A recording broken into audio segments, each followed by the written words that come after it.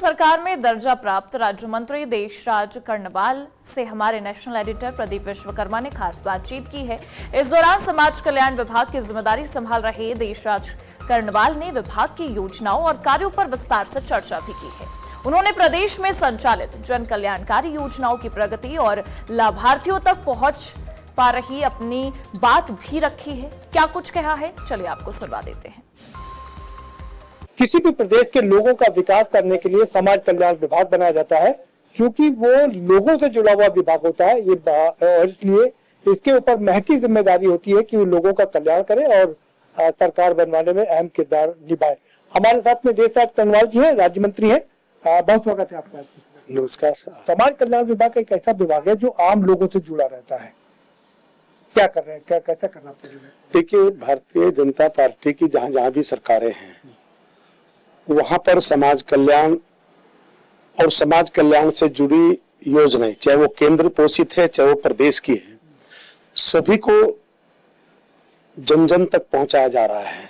हमारे प्रदेश के यशस्वी मुख्यमंत्री श्री पुष्कर सिंह धामी जी ने जन जन की सरकार जन जन के द्वार एक ऐतिहासिक कार्यक्रम किया और लोगों को उनके द्वार पर जाकर, न्याय पंचायत स्तर पर जाकर के लोगों को न्याय दिला, लोगों का जो भी समस्याएं थी उनको सोल्व किया। और मैं भी क्योंकि मुझे दायित्व मिला है, माननीय मुख्यमंत्री जी ने मुझे दायित्व दिया है, तो मैंने भी 260 कैंप में लगातार अनवरत मेरे चल रहे हैं, जिसको हरी झंडी देकर के माननीय मुख्यमंत्री जी ने अपने आवास से रवाना किया था।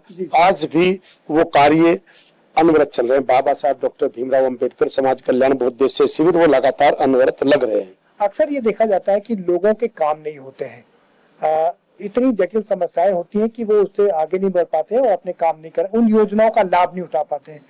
लोग योजनाओं का लाभ उठा सके इसके लिए आप लगातार समिति लगा रहे हैं, तो कैसे मदद कर रहे हैं उनकी? बिल्कुल, सभी रेखीय अधिकारी होते हैं ब्लॉक स्तर के, तहसील स्तर के, और वो एक साइड में बैठते हैं, एक साइड में जनता होती है। उन जनता के लोगों की जो भी समस्याएं हैं वो विभागीय स्तर पर वहीं के वहीं सोल्व होती है, और यही जन जन की सरकार जन जन के द्वार का मकसद है। जन जन की सरकार जन जन के द्वार, क्या लगता है आपको कि ये जो आपका नारा है, ये जो आपके काम है, वो पुष्कर सिंह धामी को तीसरी बार मुख्यमंत्री बनाने में कितना अहम किरदार निभाएंगे? बिल्कुल, तीसरी बार प्रचंड बहुमत की सरकार धामी जी के नेतृत्व में भारतीय जनता पार्टी की इस प्रदेश के अंदर बनेगी। मेरा प्रदेश का नेतृत्व, राष्ट्र का नेतृत्व और मोदी जी के मार्गदर्शन में जो केंद्र सरकार की जो योजनाएं हैं, गरीब कल्याण की जो योजनाएं हैं, धामी जी उसमें और चार चांद लगा करके उसे आगे बढ़ा रहे हैं। और कोई ऐसा काम नहीं है जिसके जो मोदी जी के मार्गदर्शन में हमारा प्रदेश पहले पायदान पर है। पहले पायदान पर आकर के उत्तराखंड का सर्वांगीण विकास हो रहा है। पहले पायदान पर इसलिए है कि जिस प्रकार बाबा साहब भीमराव अंबेडकर जी का सपना साकार मोदी जी कैसे करते हैं, क्योंकि बाबा साहब अंबेडकर धारा 370 के खिलाफ थे। वो चाहते थे इस देश के अंदर एक कानून हो, लेकिन हमारे देश में दो कानून, दोहरे कानून चल रहा था। धारा 370, वहां SC ST OBC को आरक्षण भी नहीं था। तो मोदी जी ने उसको समाप्त किया और धामी जी ने समान नागरिक संहिता ला करके बाबा साहब अंबेडकर का सपना साकार किया। शुक्रिया हमसे बात करने के लिए।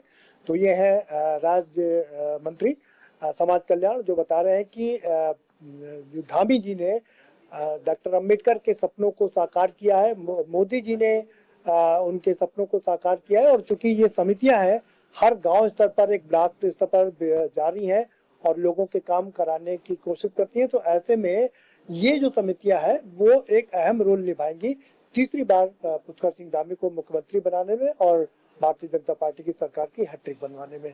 प्रदीप विश्वकर्मा, आज की खबर, उत्तराखंड, देहरादून।